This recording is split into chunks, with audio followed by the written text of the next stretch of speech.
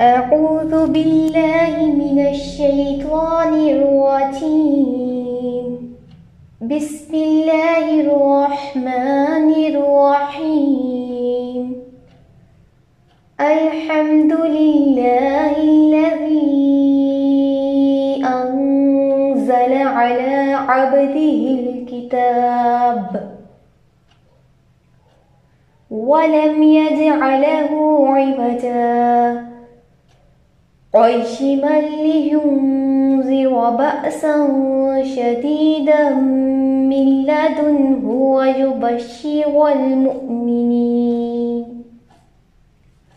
ويبشر المؤمنين الذين يعملون الصالحات أن لهم أجرا حسنا ماكثين فيه أبدا وينذر الذين قالوا اتخذ الله ولدا ما لهم به من علم ولا لآبائهم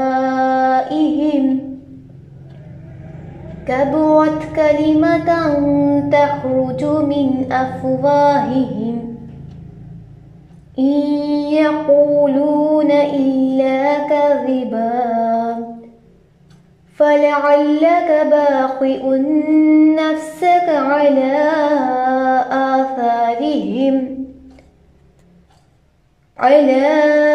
آثارهم إن لم يؤمنوا بهذا الحديث أسفا إنا جعلنا ما على الأرض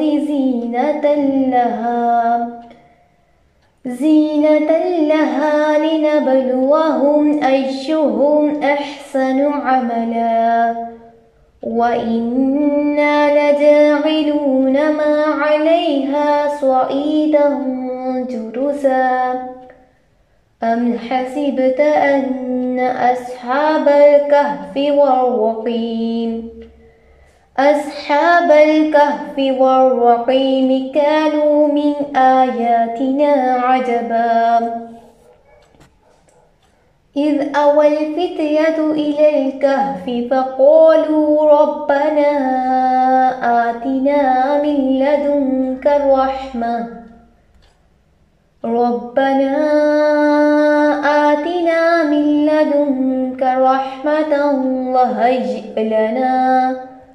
وهيئ لنا من أمرنا رشدا. صدق الله العظيم.